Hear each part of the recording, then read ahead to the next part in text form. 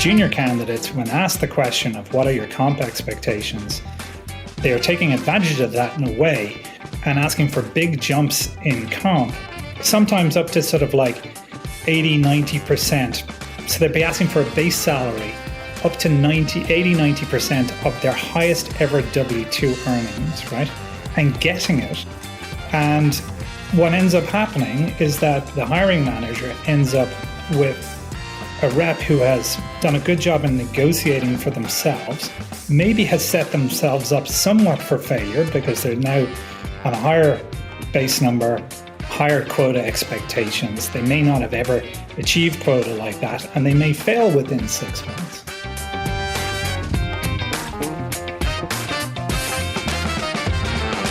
Hi, friends. Welcome to the Sales Enablement Podcast. I'm your host, Andy Paul. Now, that was Feargall Kenny. And Feargall's the president of Glenborn Corporation. It's a recruiting firm based in New York City that focuses on recruiting top sales talent, primarily in the SaaS world. He's also the founder of a new service called Verified Performers, which is what we're going to talk about today, because this is a service that definitely has the potential to disrupt the landscape of recruiting sales talent. So Feargall and I dig into what Verified Performers is, and he shares why he believes this is the right time for this service. And I agree. It's a great place to start. The way it works is that candidates have to agree to submit a form to the IRS requesting that they provide tax returns to Verified Performer, and Verified Performer, the organization, provides this verification of income to prospective employers. Now, in many states, as an employer, you can't ask about income at previous jobs. But if you're a seller, you do have a choice now to be completely transparent about what you've done in the past and provide that information, and you can do it all securely. Of course, it's not entirely clear that W-2 data all by itself, without context, tells you everything you need to know as a hiring manager.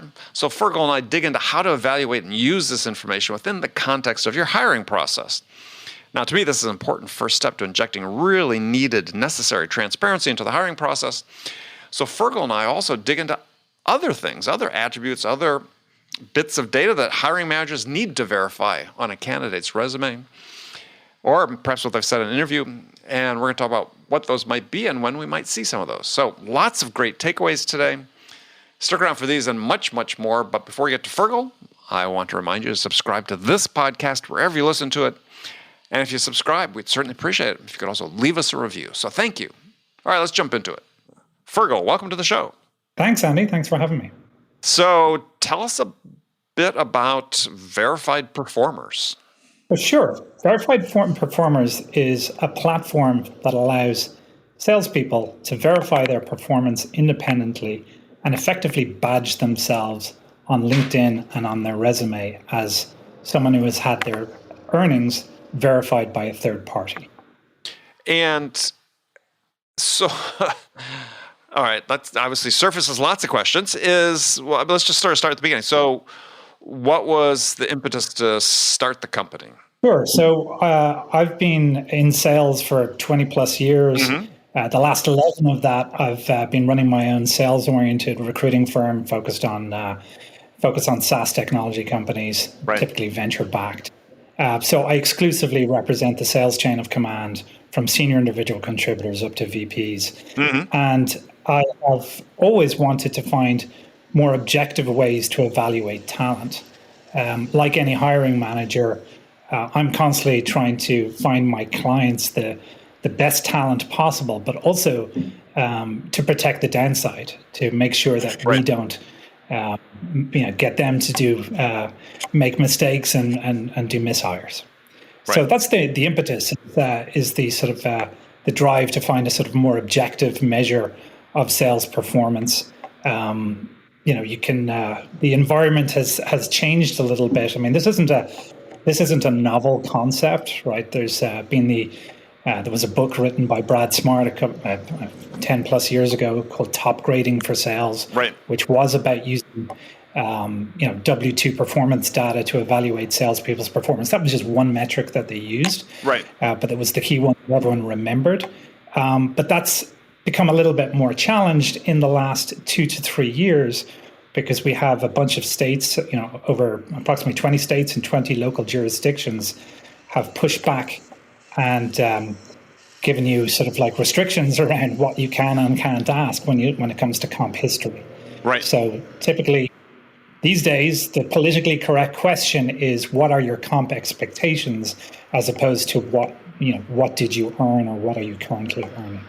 Right. So this is a way around that allows people who are confident in their numbers and their abilities to proactively get their earnings verified, and basically imply that they're ready to show it to anyone who may interview them. Got it. So tell me, Feargall, why W-2s? Why verifying income? I understand, Brad Smart had written about this in Top Grading. I'm not entirely sure that I agree with this premise that tells us maybe as much as he thinks it does about somebody. I'm just wondering. Yeah, well, as our sort of answer to that is that this is the only sort of truly independently verifiable number. Obviously, this is not the only metric, and we're not suggesting that this is the only metric that you should ask. It's really important to drill down on people's quota, their achievement, their deal size, how they got to their numbers. But it's hard to ask people to produce a commission report it's certainly not standardized, right? Mm-hmm. This process involves a verification with the IRS. So we get a transcript of the W-2 from the IRS, from every firm that you worked with for the year that you give us. Right? Well, so tell us how that works, so people understand the mechanics. So, let's even start more global. So, for verified performers, is this something that sellers become a member of? They're paying a fee for you to serve. I don't know. Explain the structure for me. Sure. So the idea here is that you will pay a fee, an annual fee. We're going to start it out at $50 a year. As an individual contributor. As an individual contributor, right, for the ability to effectively be a member and get verified by us, right? You basically sign up for the platform. As part of the process and the workflow that we've built, you fill out an IRS form. This is much like what you have to do in going for a mortgage application or applying for a mortgage. Your income in that case is independently verified by the IRS. They have a program called the IVES program, the Income Verification Express Service. We explicitly just look for W-2 transcripts. Mm-hmm. You choose up to 4 of the last 8 years. So we're giving candidates a bit of flexibility. They can choose 1 year, they can choose 4 years, right, of the last 8. We want to keep it somewhat recent. The better quality information is going to come from candidates who give us more recent W-2 years to look at. More volume, so 4 is better than 1, right? And preferably 2 firms so that they can show that they've performed across in different environments, maybe like with different management. So because obviously, when people are in one company for a long period of time, they can game the system, they can get closer with their managers, mm-hmm, they can get better accounts, right? Right. So they basically fill out this form. They sign it. It's an IRS form. It goes off to the IRS. 5 days later, it comes back to us. We just take the information that we need, which is the high-level W-2 numbers. Then the candidate basically will provide us their OTE, mm-hmm, to compare against the W-2. So that's candidate provided. So the only verified number we are verifying is the W-2 number, not the OTE. Right. But we believe there's natural checks and balances that come into play by getting a candidate to provide their OTE, even if it's not verified, right? Because it ultimately, with most comp structures, especially with salespeople, typically over 100K base, it's a 50-50 split between base and commission. So if someone tried to game the system, let's say, by deflating their OTE, so their performance from a W-2 perspective looked higher, they're also potentially compromising their base negotiation position. Correct. So you look at this information, and what do you provide to the hiring manager? So we provide a range that they performed from a W-2 perspective, right? and we provide a rating based on the range. Now, we may add some more details, right, at a later stage, and we've been toying around with whether to show absolute numbers or ranges, but we also want this to be somewhat candidate friendly. And the feedback we've got so far is that candidates prefer a little bit of a range because they are also potentially negotiating for themselves as well. So ultimately, we'll probably provide them a choice of absolute W-2 numbers or a range of numbers. Okay. So the whatever certification or verification certification that you're giving to would you give to the seller or you give to the hiring company? You give to the seller and they can say, they present it and say, this has been verified by you. Exactly. Or they can ask us to send it to the hiring manager. Got it. Okay. So just to finish off the process, they provide us these details. We produce the report.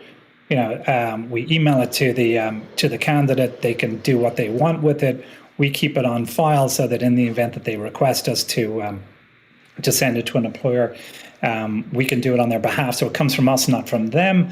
And also we give them the ability to sort of like, as I said, badge themselves. So, the logo, et cetera, that they could put on their resume, and the ability to join a group on LinkedIn so that they are searchable as a verified performer if a recruiter or hiring manager wants to add that filter to their search terminology. Oh, interesting. Yeah, interesting. And that's the difference. Like these days, obviously you can't ask people to produce the W-2, but they can volunteer it. So this reduces it was awkward to begin with, people asking for W-2s in the past.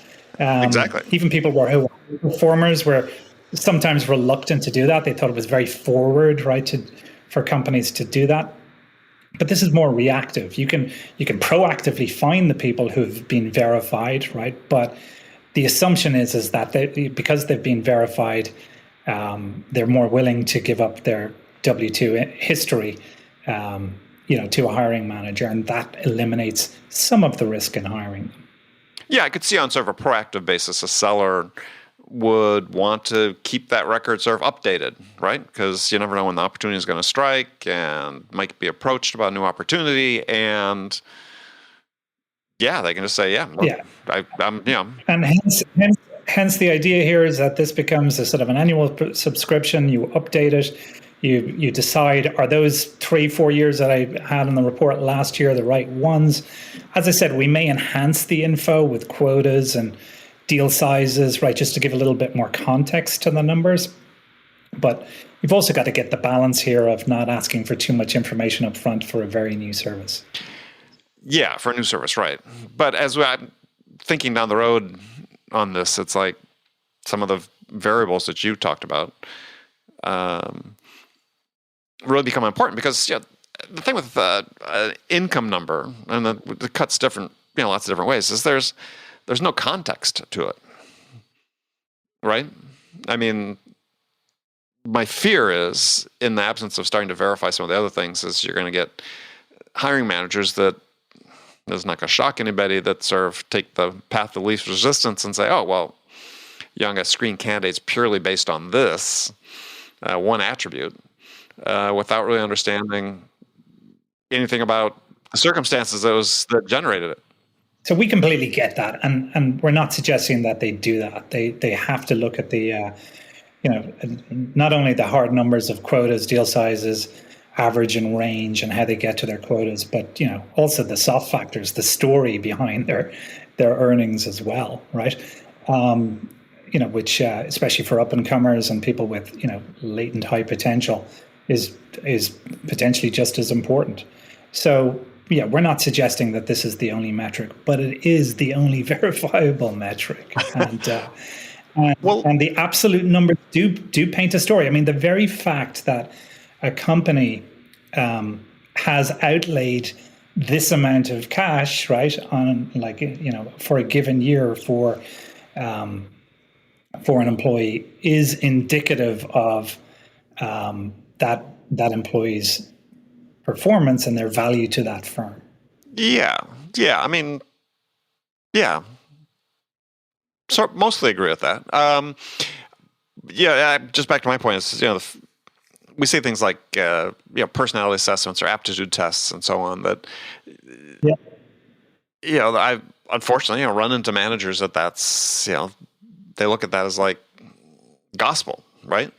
As opposed to they're looking for some type of objective or semi-objective sort of like assessment of the candidate. So they're in a way grasping at straws. I somewhat agree with that in that you test how the candidate did on their assessment a year later, and you see if they hit the metrics that that indicate success, and you tweak your testing. So, but yeah, most of the interview methods are subjective, right? The only real other objective one is the back channel reference, right? Formal references provided by candidates are oftentimes they're teed up. Sometimes they're not hiring managers; they're peers, right? That are set up to look like hiring managers, right? So there's, I'm sure you've seen a lot. There's not a lot of treatment. Yeah, it definitely happens. There's no question about that. Well, so when I was thinking about the W-2 thing and verifying income is it always calls to mind personal experience with hiring people that, and you see this in the Valley all the time, that somebody joined a company at sort of the right moment as they're having their big moment and made a ton of money, but take them out of that environment, they couldn't sell their way out of a paper bag. But they've leveraged that into job after job after job, sort of Peter principle to some degree is that, and that's why this context, and I think having the verification of the income as a data point is great. But to your point earlier, is it's so lacking in context is we need to find ways to verify some of these other points and attributes that you talked about. To me, anything that a candidate has on a resume or states in an interview should be able to be verified, right? Is that the seller should provide you, the candidate should provide you a means to verify that. So, but obviously it's hard to do, right? Yes. So one enhancement we could potentially, do down the road is combine the W-2 numbers with self-reporting on quota, deal size, right? Quota achievement by the candidate as well. Again, when we're just starting out here, we're being careful not to ask for too much information from the candidate, right? We can probably get there, but there is an idea that we could potentially get a former manager to sign off on the numbers that the candidate is providing as well as an extra layer of detail to sort of like cover the basis on what you talked about there. And to a certain extent, to go back to your point about the high performer in a very sort of particular environment at the right time, that's why we're giving up to the candidate's ability to select up to 8 years. We want it to be recent. We want it to be across multiple firms, preferably across multiple managers, so that you can avoid that. So as much as we're not giving the context, like the full context there, you can read into the number of years that people have given, right? If it's one, okay, they had a rock star year and they haven't done, the same again, but still they are validating, their performance and verifying that for 1 year, right? And obviously you can have the extremes where people have provided, multiple years, recent years, multiple employers, right? And just that information alone, speaks volumes. Yeah, I have the concern that in the hands of many sales managers that it's just used incorrectly, right? I mean, it's something that is it's a verified data point, great, yeah. But I can see people trying to make decisions purely on the basis of that number, and to a point you had made earlier is not really going the extra mile to try to gauge the potential of this individual if they thought they had underperformed in some dimension, or that, what this individual can really bring to the organization. It's just going to be, we got this quick screen and you're not our person. And you sort of end up in this situation, again, in the hands of managers taking the path of least resistance, is that, there's only a relatively small percentage of sellers that are making quota and hitting their numbers. Not everybody can hire those people. But it also protects it protects them from the downside. I mean, let's just focus on that for a second, right? You've got a very hot market right this second, where the candidates, especially the more junior candidates, and I'm obviously exclusively working in with SaaS sellers, right, in certain tech ecosystems. But the junior candidates, when asked the question of what are your comp expectations, they are taking advantage of that in a way and asking for big jumps in comp. Sometimes up to sort of like 80, 90%. So they'd be asking for a base salary up to 90% of their highest ever W-2 earnings, right? And getting it. And what ends up happening is that the hiring manager ends up with a rep who has done a good job in negotiating for themselves, maybe has set themselves up somewhat for failure because they're now, on a higher base number, higher quota expectations. They may not have ever achieved quota like that, and they may fail within 6 months, right? So this protects the hiring manager a little bit from that downside. And in the market at the moment, there's a significant convergence going on where it used to be, the value of salespeople.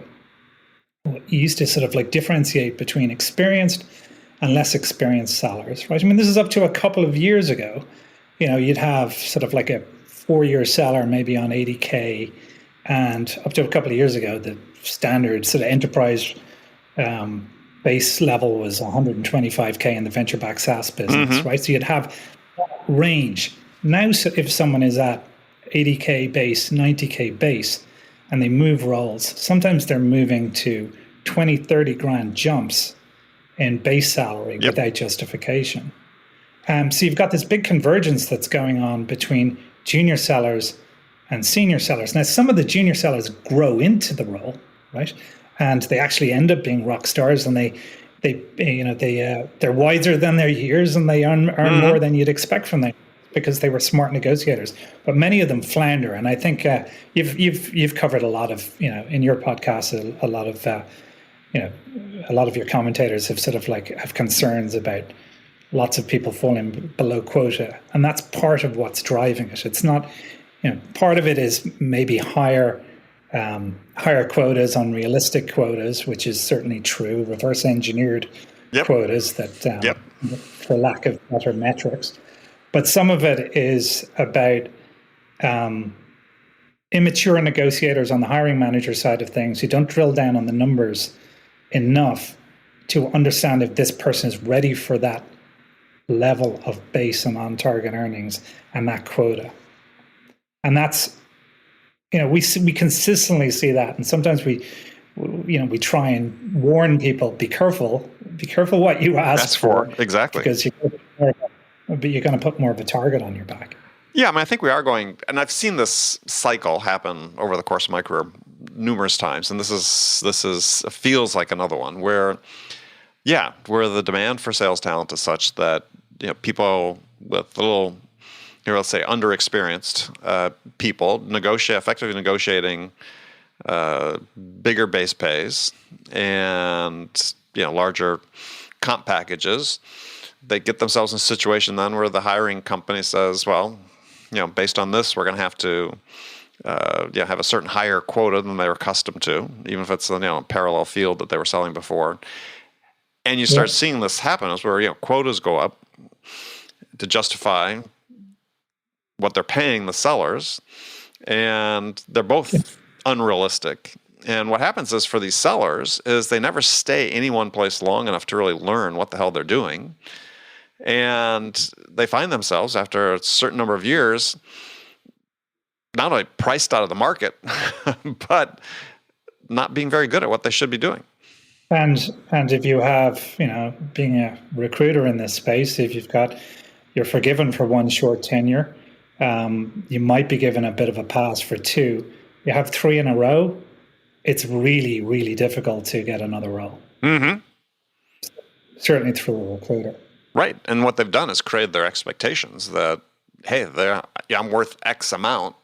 And they never really had to prove that they were worth it because there are companies willing to pay. I mean, it works on both sides. And an interesting dynamic that's going on in the market at the moment as well is that, as a recruiter, we represent the hiring managers, and we obviously have a base range and an OT range that we play with, right? But so we make sure that the candidate is in the zone for that, so that everyone's expectations are set when it comes time for an offer, right? But these days, we're being asked about OTE, like base and OTE ranges, before even candidates will even talk to us. So for qualifying you, yes. And before we have a chance to explain to them that they may not be worth what they are asserting. And I'm not saying that in a sort of like an obnoxious way. I'm trying to provide them guidance to make sure that they don't end up in a situation where they have multiple short stints because they set the expectations around themselves too high. It's death to a career when that happens. I mean, I've seen people that I know that have jumped on that route, and I'm seeing it happen today in various companies I'm familiar with, where, when it's a sort of a quote unquote seller's market, as it is today, as you said, is they can sort of command it, but they don't. Face it. I mean, these are younger people that don't have a lot of experience in their careers, and it's hard to counsel them to slow down. Exactly, and sometimes we never get the opportunity because they won't talk to us until the ranges are asserted, and sometimes they're put off because they think they can command more. Yeah, no, this feels like a couple of cycles have been through before on that, and it sort of shakes out for a while, but then it comes back. So, I mean, what's your best advice right now for, let's say, a seller, sort of 2-3 years in, let's not SDR roles, but, account executive type roles and SaaS companies, who are sort of thinking, well, gosh, maybe it's hot out there. There's a lot of froth. Maybe now's the time to go check out a new opportunity. So, I mean, as not to sound self-serving, but go ahead. Given my day job as a recruiter, by all means, test the market. I mean, firstly, check yourself, make sure that you look, that you've got enough tenure, that you've maximized what you can do in the role. Just consistent with what we're saying here. It's not about the absolute numbers of where what you achieve from a W-2 perspective. It's about the ratio and the percentage, overachievement of OTE based on a W-2 base, right? So if you haven't proven yourself and your ability to hit quota, and get your metrics in line. So I don't care if if you've got a 450K W-2 or you've got a 160K W-2. If you're on a 60K base, 120K on target earnings, and you've hit 160K, you're a rock star, right? And so just achieve that first. Achieve the performance first before you move around. Grass isn't always greener. That's the opposite of self-serving. But if you have achieved that, and you want to look around, I mean, it's important to look at the space that you're in, give yourself extra range as a candidate, expand your verticals, expand your functional orientation, expand your industry orientation, yet still keep some type of thread to what you're currently doing. So there's logic in you applying to a new role. But by all means, explore the market, but ask a recruiter for their advice. There's also you can be at various crossroads. You might be an SDR, or an inside seller? Do you go into inside sales management, or do you try and go to outside sales before you go into management? Some of those decisions you make can have a massive impact upon your long-term earnings ability. So think long and hard before you sort of you take the management route too soon.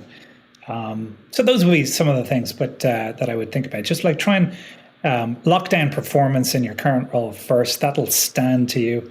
As I said, hiring managers are more concerned that you overachieved than they are about the absolute numbers. And they're also more concerned about protecting their downside as well. They want to, realistically, they want people who are going to be in the, they don't necessarily need people who are going to hit 400% of quota. The lion's share of their number is going to be made by people between 75 and 125% of their number. Right. No, they need a lot of just good sellers. They don't. Yeah, I'm sort of cynical about this whole idea that, and it's an obsession in this business about top performers, top producers, and it's like, at least in my mind, in my experience over the decades, is there's really very few of them. And what you really want is you want people who are good at what they do. Absolutely, and you want people who can grind it out, who have a really good process, right? So, it is a rarity. I mean, we see it, firsthand, right? I mean, yes, we've seen in 11 years of doing this, we've seen a handful of people who've made $1 million in a year, $1 million plus. But most top performers, top W2 performers in the SaaS space, are making somewhere between 300 and 450, maybe 500 at a stretch. But most of the journeymen and women, who are solid performers, are making between 200 and 275 a year. That's the reality from a W2 perspective. So we want to embrace those people as well. And it's also the potential of candidates as well. I mean, some of our greatest placements have been just that diamond in the rough, right? That you just sense when you were talking to them, or doing a Zoom with them, that this is a rock star to be, and they've just gone on to great things. But it's like catching them at that early stage when they haven't necessarily got the metrics yet, but they have the potential to. So again, back to the point. This is one data point, but there's a whole other set of subjective ones that you have to analyze as well. And I just want to dig into that for a second too, because we're sort of circling back on a point we made earlier. Is when I'm interviewing someone, I'm really interested in what they've done. Right, not the numbers, great, but I want to talk about deals they closed. I want to talk about customers they worked with. I want to talk about scenarios, some of which could be verified, right? I mean, they say, hey, it's on the resume, I sold to these 4 companies. I want to know that they actually sold to those 4 companies. So what's the path forward if you can project forward?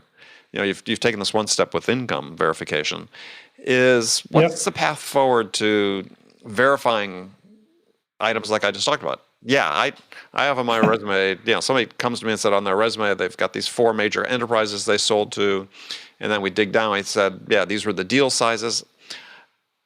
Yeah, again, I believe that anybody tells me is fair game to be verified in an interview.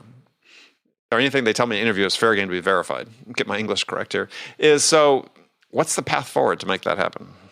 Well, I've made one suggestion, right, in terms of an enhancement, which was getting extra details from the candidate around their on target, their quota, their performance against quota, and having a manager sign off on it, right? That is contactable, that is verifiable as being in the right place at the right time as that person's manager at that organization.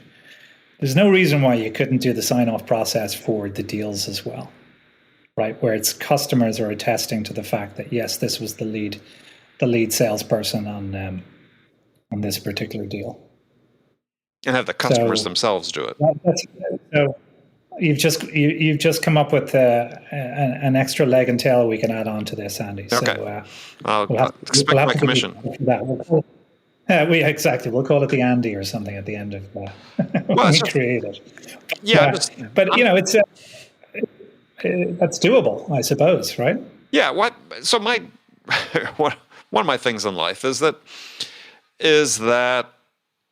and this is a trend I think has sort of become exacerbated these days, is that we have the access to information and data and so on, and we look at it and we say, okay, well, I've got this information, but we don't really understand what it means, right? So we have this gap between knowing something and understanding it.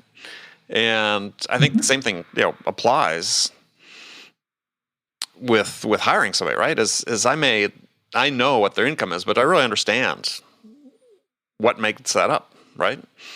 I'm doing it in a way that's relevant for me to make my decision. And this is, buyers are dealing with this all the time. And so I think that's, some of these other aspects for me become really important, is because, I think if somebody claims something, they should be able to verify it and back it up. And so what you're doing is like in that direction people have to help you be able to understand. As a hiring manager, help me understand this. Well, exactly. It's the first step. We could add those extra components to it, but it doesn't replace the burden on the hiring manager to get the full context around the numbers. And the same applies to the candidates. I mean, if you look at the wide variety of resumes that we get, there's a basic lack of understanding on how to present numbers from sellers as well. The best resumes we see are the ones that show grids, right, of performance, where they've actually produced the extra information that I've talked about here, right? Which is, the explicit details on quota, average deal size range, right? Quota performance, key deals closed, right, and the makeup of how they got to their number. So few candidates present that. Resumes, and LinkedIn profiles, right, are, there's obviously massive ranges in quality, right? But we see very few candidates who are properly able to present those numbers. Yeah, massive ranges in accuracy. That too, but even just like high level numbers. I mean, it might be 5 years ago. It's hard to remember the exact ones, right? But just a basic understanding that this is what someone, this will aid people in making a decision around their candidacy. So there's definitely a distinct lack of awareness there. But you brought something up that I think is really critical, though, which is, and I counsel young sellers in this frequently, which is track everything, right? When you finish a year, look back, or don't even wait, do it when you're going during the year, but start your own database of how you did, what you did from day one, right?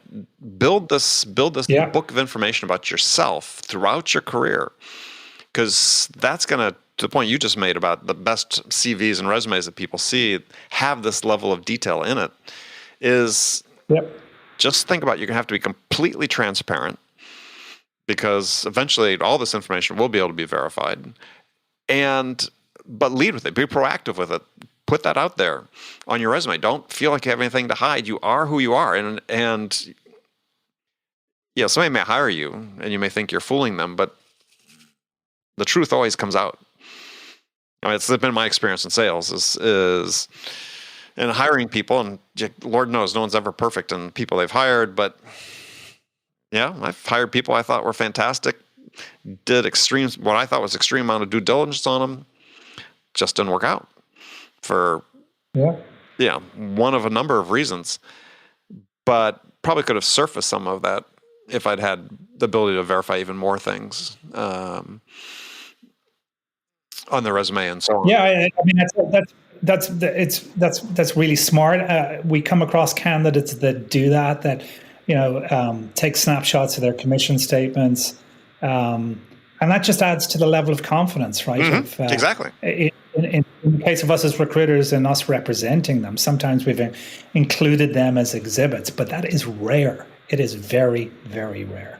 Right. So, I mean, if you think about it, and I think that unfortunately too many times candidates don't think about it this way, which is, and I know hiring managers always fear like they're being sold by a candidate, but they should be sold by the candidate. Candidates should be able to present a compelling vision of what success is going to look like when they hire this person into their company. Yep. And that should be based, and this, to your point about the confidence that could be able to happen or could happen should come from this data that you're providing the hiring manager about your own career. So, yeah, you really have, if you're looking for a job, you have to have a different perspective these days, which is transparency is really the way you build confidence. I completely agree with that. And confidence breeds confidence, right? Mm-hmm. So, I think I wrote a blog post on that, which was based on Conor McGregor, right? I mean, just the fact that he is so brash intimidates his opponents. Maybe less so in recent years, but a couple of years back. But it's really it's the case, and sometimes that's the even on a phone call with a candidate, right? Forget, obviously we're talking about objective measures here, but there is an it factor that comes from talking to certain candidates where you're just like, they just grab you, right? Because of their confidence in their abilities, right? That you sense that they are a bit of a force of nature, right? Mm-hmm. And you want to represent them and you want to push them, right? Into your candidates because you are just sold, right? That's very much a subjective thing, but most of the time I get that sense, which is rare. They have the numbers to back it up. Well, it's interesting. What you're saying is they're on the surface they seem great, but the detail is lacking. No, I'm not. I think like the people who have that it factor are not only great on the surface, but they actually have the true performance behind them as well. But I'm just saying it's something that you that you sense. And it's just back to the sort of confidence breeds confidence. What's interesting, as a European in the States, we represent a bunch of European firms that are looking to expand over here in the States, mm-hmm. and they have to adjust. So I'm talking about, the relative confidence of American candidates, American sales candidates, but Europeans who come over here to hire, they have to adjust to the fact that this is a whole other level of confidence that, versus the people they hire in their local markets. So it's more like, hold on a second, right? Just because this person says they're great doesn't necessarily mean they're great.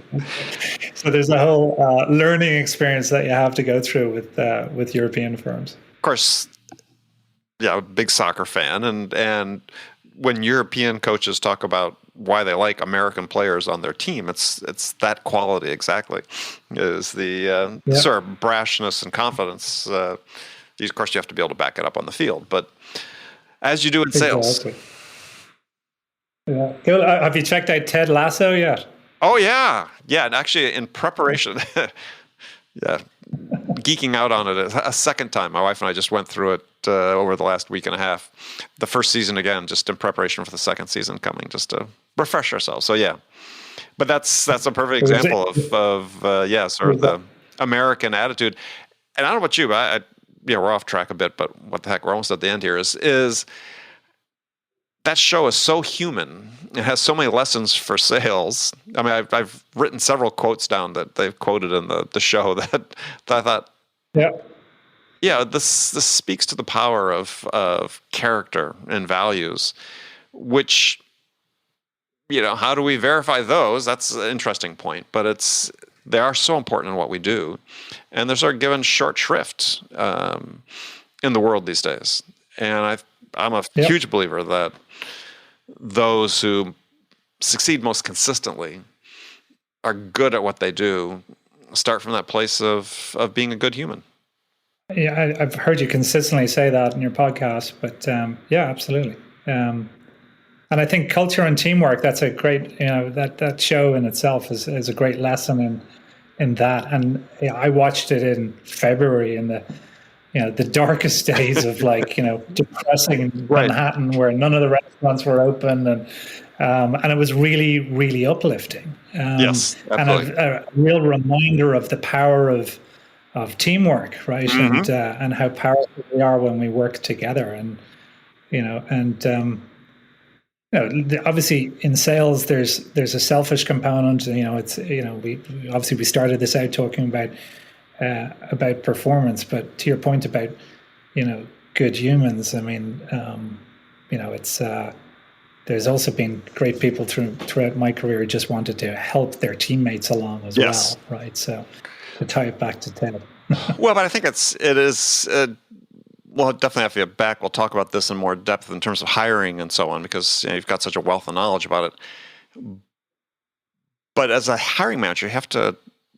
Yes, sales is an individual sport to some degree, but it's also very much a team sport. And are you when you hire people, are you hiring a seller? Or you're hiring somebody to be part of a team, and it's something I'd love to dig into with you at another time, because I think that's a perspective that's just not looked at enough. Right? Everybody may have their own accounts, but to your point, there are people that helped you at various points in your career. You do have those type of people who are generous on your team, right? That are givers in a way that's productive and are willing to help other people. Or is everybody on your team a taker?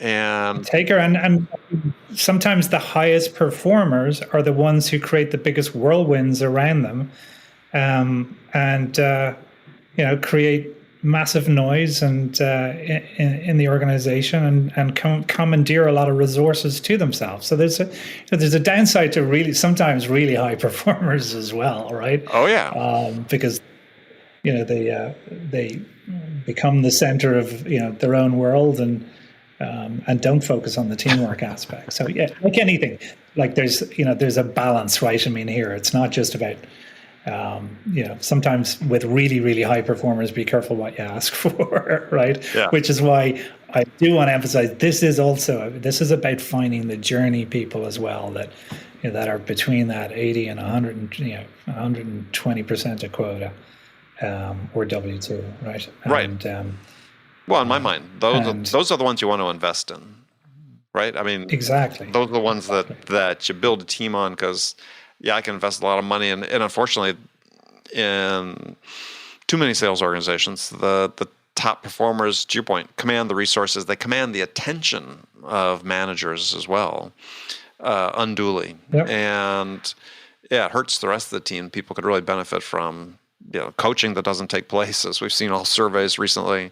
Any sort of direction, personal development guidance, and the like. No doubt. All right. Well, Feargall, it's been fantastic. Well, I said we'll definitely have you back. I love talking about hiring and look at maybe more from the hiring manager side in terms of also the processes people are using for hiring. Because one of my ideas I'm passionate about that I don't see enough is really sort of data-driven hiring and decisions, and there's a lot of room for improvement there. So if people want to learn more about verified performers, how can they do that? So verifiedperformers.com is where you'll find us. And you can also find us on LinkedIn. And we're in beta right now, and it'll be fully live by the time this podcast goes live. So, come along, sign up. There's there are some processes and some steps you have to go through to get verified. So reach out if you need to get more comfortable with the process. But any questions, send them my way on LinkedIn or Feargall at Verified Performers.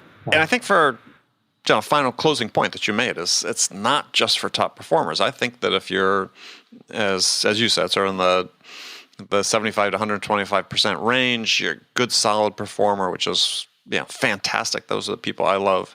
Yep. Is don't worry about the fact you're not measuring up to others. This act of transparency is going to be hugely powerful when you interact with hiring managers. So I really urge you to consider checking it out.